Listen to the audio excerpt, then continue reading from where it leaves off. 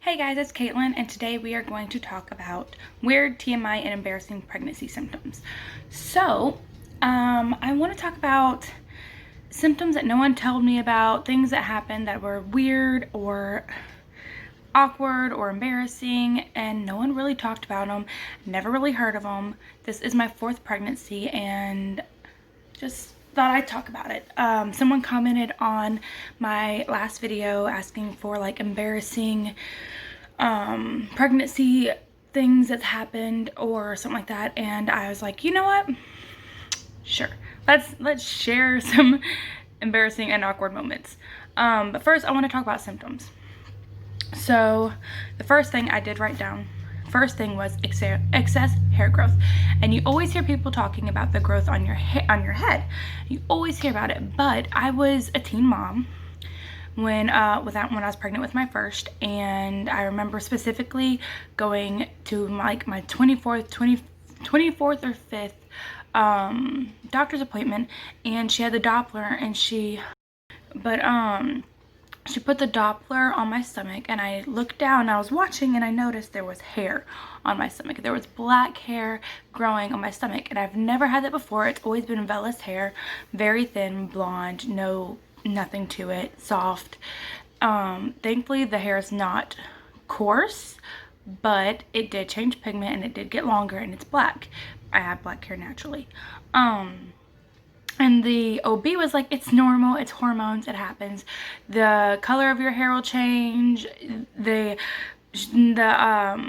texture of your hair will change. You can go from having straight hair to having curly hair or wavy hair, and you can go from having curly hair to having wavy or straight hair.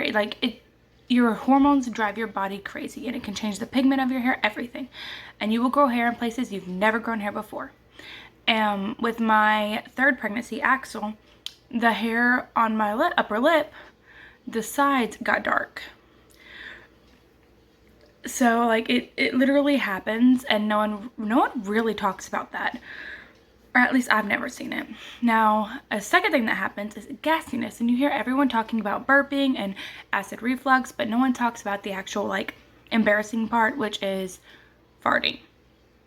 And it's so embarrassing, and it sucks.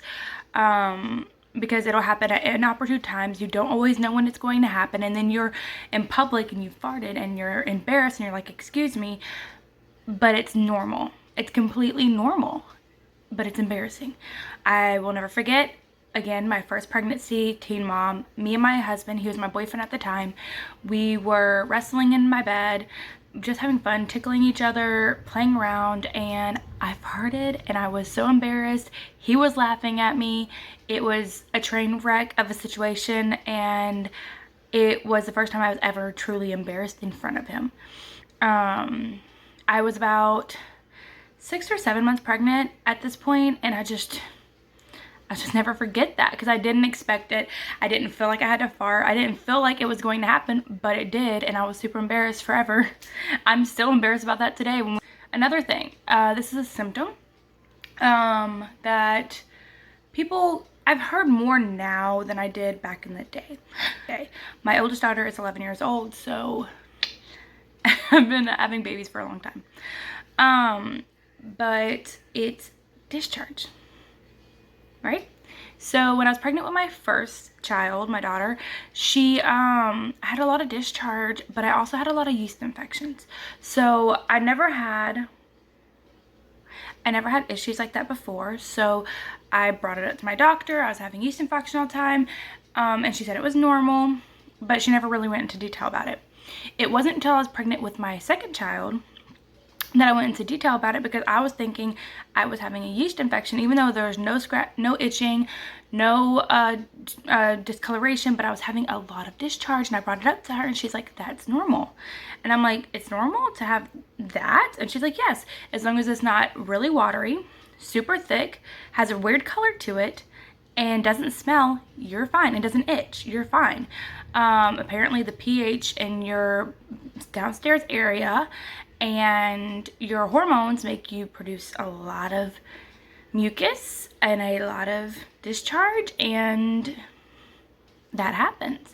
And it does sometimes get to the point where you just feel wet down there. all the time. It got to the point, I know with Axel's pregnancy, I started having to wear a panty liner at I want to say like the last month or so. I had to start wearing a panty liner because it was just so much discharge. Thankfully, I didn't have a yeast infection, but it does happen. Yeast infections are also pretty common with pregnancy, just so you know. Don't freak out if you're getting a lot of them. It's pretty common to happen. It just happens. Odor, oh my god, that's this pregnancy. So with this pregnancy, I did get a symptom that I've never gotten before, and that was muskiness. So I'm sweating more than I have in a long time. I'm sweating constantly. I think I talked about this in my previous update, is I'm having to wash my face in the middle of the day. I'm having to, I of course take showers every night, but I've started doing like wipe downs during the day. I have to reapply deodorant all day. I always feel like I smell, I feel musky and I always smell it. And my scent has changed. So it's a symptom that I've never heard anyone talk about that, but your scent can change. And everyone has a scent. Everyone has an odor to them when they sweat and when they're there. And yes, we can put deodorant on it and lotions and perfumes, but you always have that underlining odor or scent to you. And your scent can actually change. And it's a weird thing that I don't hear a lot of people talk about, but I've noticed it specifically in this pregnancy. And I think I noticed it so much is because I'm trying to combat it, because I hate the smell of the musk. I hate it. Peeing. So everybody talks about you having to pee constantly, and you always feel like you have to pee constantly because the baby has pressure down there, and it's just a fun time. And like you get UTIs, at least I do. I get a lot of UTIs during my pregnancies. I do have group B, so that could be a reason why I do get a lot of infections. But when you're pregnant specifically, all the pressure down there, when you giggle or when you sneeze or something like that, you can tinkle a little, right? So when I was pregnant with my second, thankfully it hasn't happened with my third or this one, but when I was pregnant with my second, me and my husband and my daughter, she was like, I want to say 4, and I was like almost full term. I have a video on YouTube with it on there. I was in the later part of my pregnancy, and we were again wrestling, tickling each other, playing around, horseplaying around the house, and I laughed, and I laughed a little too hard, and the pressure of the baby was a little too low, and I peed myself. I straight peed myself, and I was super embarrassed about it. I took a shower. I couldn't believe it. I was in awe that it actually happened, and no one ever told me that they've peed themselves during pregnancy, but I went and looked it up, and it's normal. It is completely normal, especially the more kids you have. It's like, not the less control you have, but the more likely things like that are going to happen. Thankfully, that has not happened in this pregnancy, and that did not happen in Axel's pregnancy, but man, was I afraid it would. So every time I laugh, I'm just like, okay, we good. But like, those are my embarrassing pregnancy stories, and embarrassing TMI pregnancy symptoms that later. But that is it for today. I will see you guys later. Bye.